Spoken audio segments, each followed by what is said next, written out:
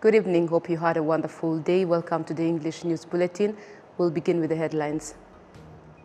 At the National Ubutore Development Center in Humba, Burera District, a series of civic education executive secretaries were initiated. Rwandans living in the USA and Canada gathered in Ottawa for the Rwandan Youth Convention, which aims at empowering and inspiring the youth to engage in socio-economic development.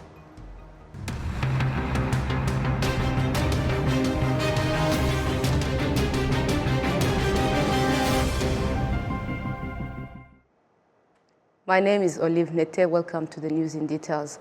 Now, at the National Ubutore Development Center in Humba, Burera District, the series of civic education of executive secretaries were initiated, namely Itorero of Isonga, which convenes sector executive secretaries from all around the country. The Ministry of Local Government pointed out that through this platform, leaders ought to learn again how to assist residents and solve problems threatening residents' development. We have details on the story.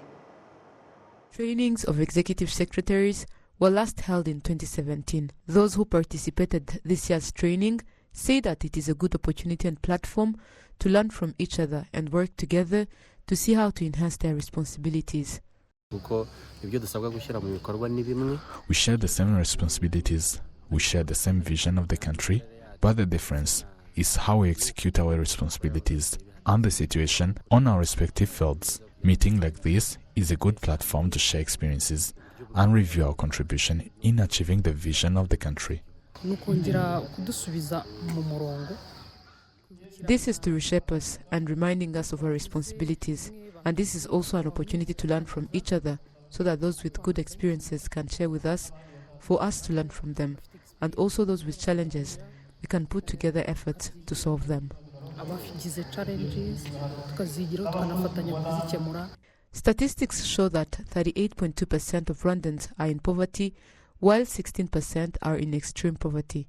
Kaisire Marie Solange, the Minister of State for Local Government, urged the trainees to be concerned about addressing this issue of poverty. There are residents who still have various issues, and they are in need of certain services at sectors. They need basics. Some of them are still in extreme poverty, and we should put efforts in solving such problems, because we can't speak of the country's development if we still have such issues of extreme poverty. I would say that we are lucky because the number is not huge, and additionally, the country also supports them. We need to enhance it again and do it well to achieve the goal.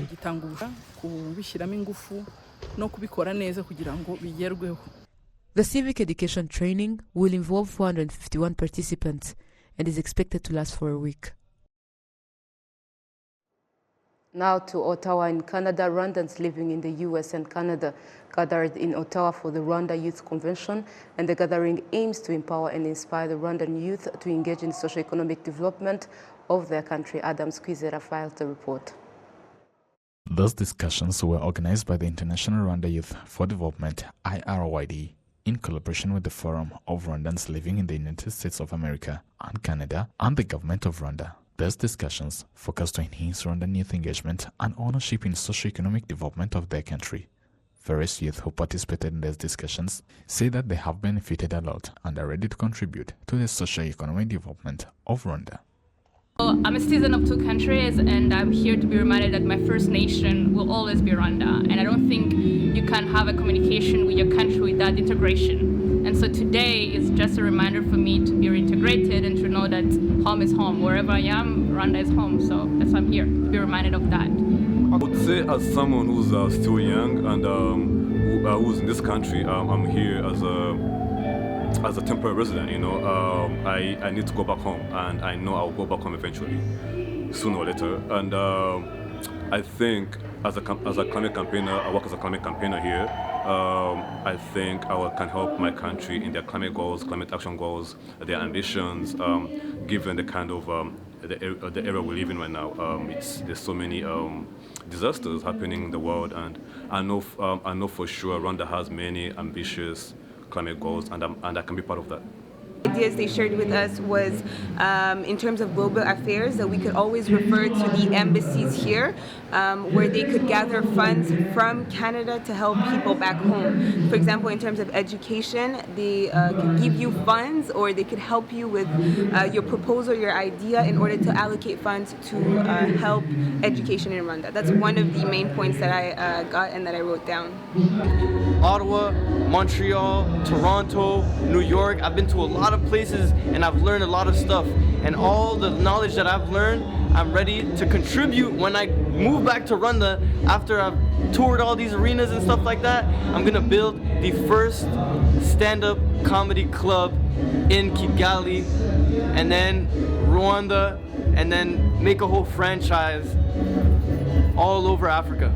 Ambassador Prosper Higiro, the High Commissioner of Rwanda to Canada and Rwanda's ambassador to the US, told the youth that such discussions are an opportunity to help them to get enough information about their country. Another thing is to help them to get much understanding on Rwanda. Knowing much on Rwanda goes hand in hand with visiting it, plus getting accurate information of it, and also contributing in protecting what was achieved.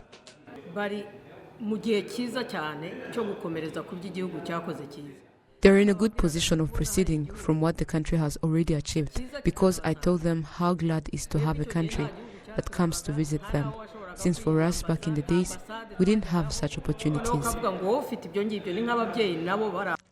These discussions focused on Ndi Umunyarwanda as a principle of Rwandan unity and the role of Rwandans living abroad in building their country. The Minister of Youth, Dr. Utuma Twishima Jean Nepo Abdallah, pointed out that in Rwanda, all people are given equal opportunities, whereas there are not any obstacle that would prevent them from helping their country in its development. It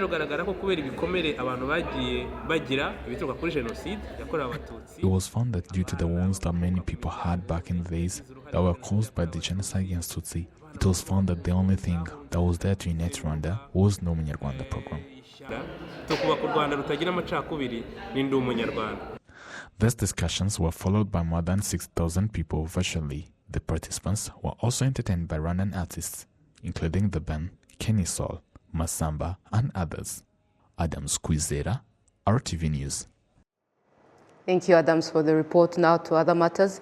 72 families living on the island of Sharita in Lake Rweru in the eastern province have asked to be relocated, citing the remote location of their homes and the fact that there is no proper infrastructure on the island, which hinders their development. It takes up to 20 minutes by boat to reach the island, and the sole primary school there has just 2 classrooms, and most children on the island drop out when it is time to go to the secondary school because of the difficulties involved with traveling off the lake. The homes of the local residents are also in such poor condition. There are fears that they could put the lives of the occupants in danger. 7 years ago, families were relocated from the islands of Mazane and Sharita on Lake Rweru and moved to a modern settlement in the area, changing their lives for the better. Bugesera district officials say they are working to resolve the problems faced by those who were left on Sharita, with those living in badly dilapidated homes to be assisted to find other lodgings. Before the relocation, there were more than 200 families living on the remote island.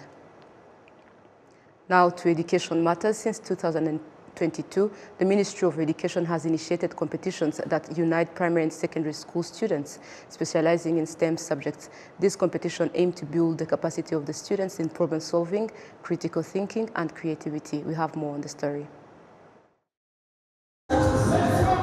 Some students who are still in primary and secondary schools have started making robots and computer programs to address some of the country's problems. These students are showcasing their projects through the first Lego League program, which is designed to inspire and engage young minds in the fields of science, technology, engineering, and mathematics.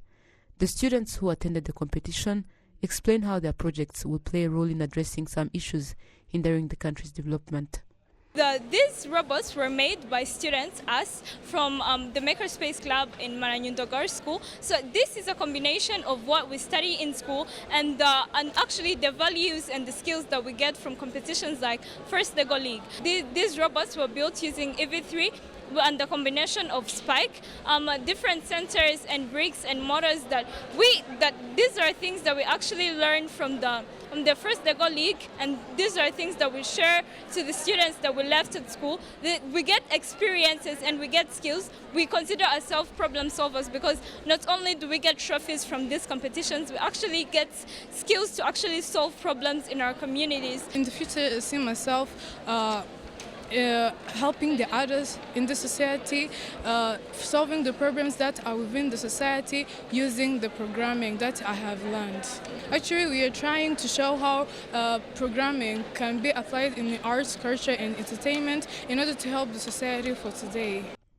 The first Lego League challenges students to explore real-world problems, research solutions and build program Lego robots to accomplish specific missions. Students who participated in the competition are from various secondary schools and primary schools. The Minister of Education, Gaspard Twagirayezu, emphasizes that those demonstrating excellence in special projects will receive continued education support. Abanyeshuri bamwe bagiye batsinda muri rino rushanwa. Some of the students won in this competition. We help them to build their capacity so as to continue excelling in various competitions. Like last year, there are some of them who went in the United States to compete and other various countries. We also help them to find schools to which they will continue from, and some of them already have universities that they will join. This also assists them to improve our education system, mostly those in STEM, but this also helps students to embrace technology. It provides confidence in our students. That is why we keep enhancing it. Additionally, we are also improving the coding and robotics lesson so that the competition can be more improved. The competition, which is being held all over the country, is expected to bring together 1,000 students from more than 100 different schools. Now in Rubavu district, traders in Rubavu of the Western Province commend the fact that modern commercial buildings are being constructed in the town, but point out that more are needed because rent has remained high due to demand for such business spaces. The newest buildings to be completed in the border town are now occupied by vendors that relocated from the old market in the urban area. Rubavu district officials say they are aware of this issue and point out that more commercial buildings are currently underway that will help to address it. Directives have also been issued for older commercial buildings to be renovated, though progress in this respect has been slow. To other matters, local residents in Mukama sector of Nyagatare district in the Eastern Province that are engaged in the extraction of sand from the Nyabarongo River used in the construction industry, most of them youth say they are benefiting from forming lending and saving cooperatives, which has enabled members to buy land and construct their own houses. Some members say they have been able to purchase multiple plots of land after just 2 years of joining the cooperatives and urge other young people to adopt the culture of saving. Nyagatare district currently has more than 360 cooperatives and more than 3,000 savings groups. Staying in Nyagatare district, students at Kagitumba High School have committed themselves to protecting the environment and teaching others their age to do so as well. This comes following Umuganda activities that saw them plant fruit trees at their school, joined by local officials and parliamentarians from the district. The young people were urged to ensure that they continue caring for the trees and carrying out other environmental protection initiatives for the sake of the country's future. More than 600 trees were planted, 5 hectares of land belonging to the school, which has 870 students.